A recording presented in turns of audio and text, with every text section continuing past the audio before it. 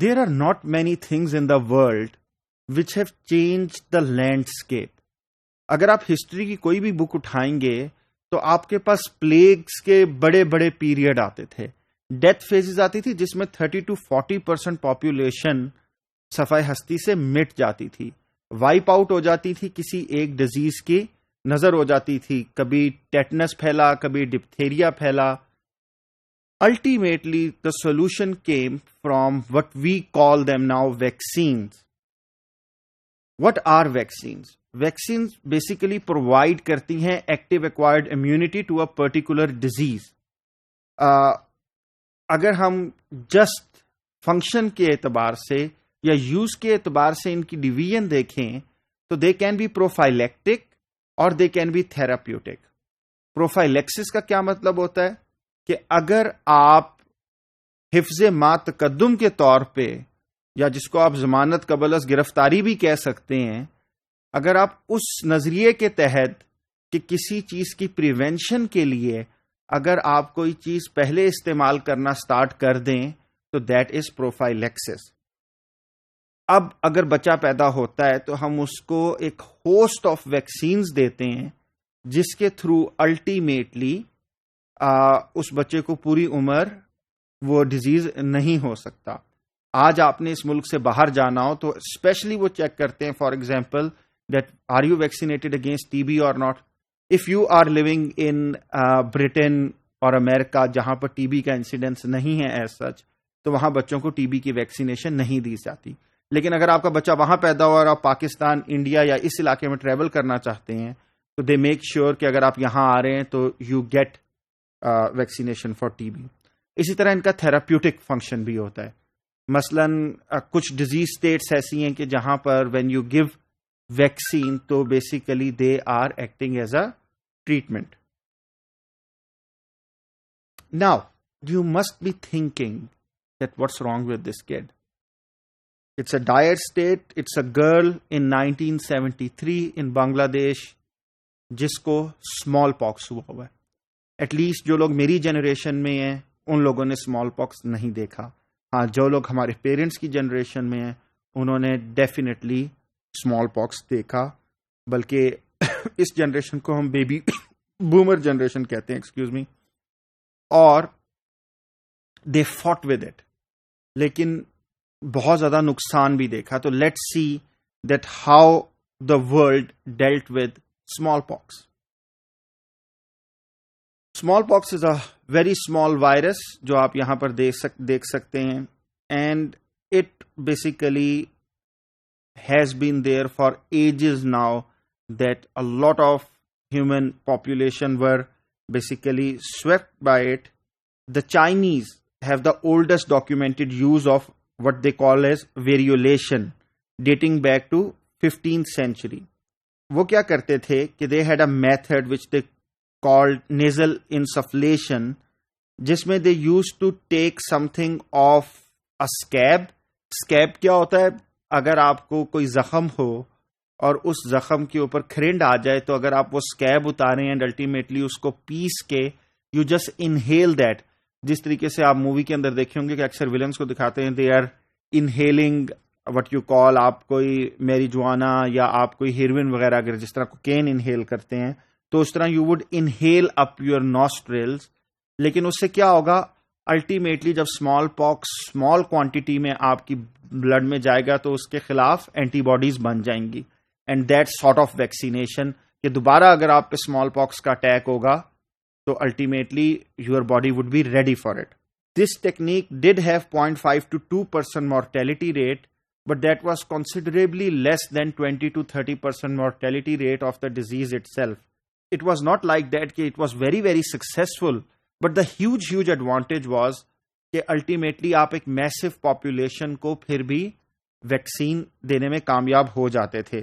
At that time it was like बाद में हमने इसको वेरियोलेशन कहना स्टार्ट किया, but I would come back to that later. लेकिन ये पॉइंट आपके समझने का बहुत ज्यादा जरूरी है कि ultimately how the whole process works. अगर आपके पास थोड़ा एक्सपोजर होगा टू द एंटीजन या एक बैक्टीरिया का तो ultimately you will not get the disease. लेकिन अगर आप if you are caught unguarded और आपकी बॉडी उसको फर्स्ट टाइम देखे, तो इतनी जल्दी बैक्टीरिया आपकी बॉडी में ग्रो कर सकता है या वायरस ग्रो कर सकता है कि that your body can't cope with it. Okay, let's look at this lady's work. It's amazing. Lady Mary Wortley Montagu. She was wife of the British ambassador to Turkey. She saw this variolation technique being used in the Ottoman Empire. And after watching this practice, she basically tried and advocated for its use in Britain as well. Where ultimately people like Edward Jenner took it up और उन लोगों ने smallpox के खिलाफ vaccine बनाना start की.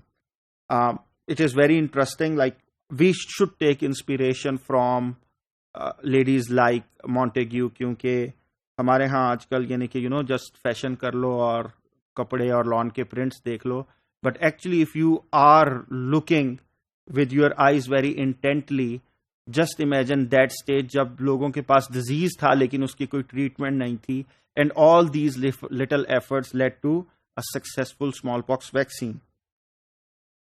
So in 1760s, when Jenner was serving his apprenticeship as a surgeon and apothecary, जिसको आप apothecary भी कहते हैं, उस जमाने में कहते थे, अब नहीं कहते, Edward Jenner learned that in rural areas, dairy workers would never have the smallpox because they already had cowpox, which has very mild effect in humans. तो उसने ये देखा कि जो लोग cowpox, जो यानी कि humans में नहीं होता है as such, जो cowpox को basically जिनको एक्सपोजर होता था, जिनको अगर कोई लेटेंट इन्फेक्शन होगी भी, तो काउपॉक्स का ह्यूमन में बहुत ही माइल्ड रैश है कि थोड़ा रैश हो जाएगा और अल्टीमेटली डिजीज नहीं होगा. They would be immune to smallpox as well. So इसका क्या मतलब हुआ? अब आप लोग साइंस की स्टेज पर पहुंच गए हैं कि आप लोग अगेन इन्फर कर सकें कि ये क्यों हुआ होगा. इसका मतलब ये है कि जो स्मॉल पॉक्स के खिलाफ एंटीबॉडीज बननी है, they have some sort of cross reactivity with cowpox. तो अगर आपने काउपॉक्स के खिलाफ इम्यूनाइज कर लिया तो आपकी बॉडी फर्स्ट डिफेंस के लिए रेडी है कि जैसे ही स्मॉल पॉक्स आपको अटैक करेगा, they would go and bind to smallpox and ultimately end up neutralising it. What you can see here is Sarah Nelmes, which was actually on her, she tried, she is a milkmaid, कि वो दूध लेती है cow से, और उसको cowpox हुआ है. उसने इस काउपस को लेकर इनॉक्यूलेट कर दिया जेम्स फिलिप्स को. उसकी आर्म के अंदर थोड़ा सा इंसिजन दिया या बेसिकली उसको डाल दिया, और अल्टीमेटली फिलिप्स बीमार हो गया और फिलिप्स को माइल्ड केस हो गया काउपॉक्स का, जिससे वो अल्टीमेटली रिकवर कर गया. लेकिन अब हम जब दोबारा स्मॉल पॉक्स का स्कैब लेके फिलिप्स को डालते हैं तो फिलिप्स इज अनअफेक्टेड, क्योंकि ऑलरेडी उसके ब्लड के अंदर एंटीबॉडीज तैर रही हैं कि जैसे ही काउपॉक्स आके अटैक करेगा, we are going to at least he has antibodies to deal with it. And this is something the whole immunization philosophy works around.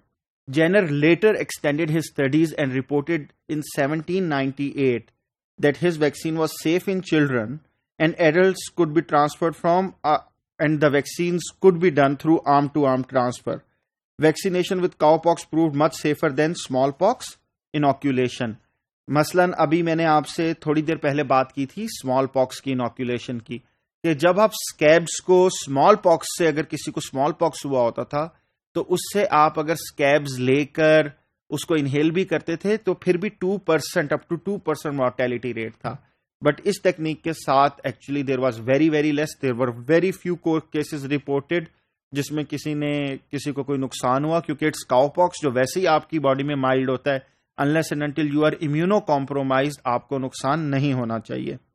मसलन if you know that a baby has AIDS, जो उसको mother से transmit हुआ है, तो actually giving a vaccine would be a bad idea. The terms vaccine and vaccination are derived from variolae vaccinae, that is smallpox of the cow. 1881 to honour Jenner, जिसने ये identify किया था, Louis Pasteur proposed that term should be extended to cover the new protective inoculation being developed at that time. और एक massive movement चली जिसमें world health organisation और सब ने बहुत इंपॉर्टेंट रोल प्ले किया, that we have to basically get vaccinated, and ultimately people joined the fight. और एक टाइम आया जिसके बाद हम लोगों ने देखा कि in 1982 world health magazine and several other magazine basically उन सब की कवर हेडिंग ये थी स्मॉल पॉक्स इज डेड। और एक मेमथ एफर्ट के बाद व्हाट वी सॉ कि कहीं आपके पास रिपोर्टेड वर्ल्ड में 1920 में 400,000 केसेस हैं या 600,000 केसेस हैं and they were all dying, यानी कि ये बच नहीं रहे हैं। And then in 1982 we all fought for it and ultimately we were able to kill smallpox, and this brutal disease were wiped out from the face of the earth.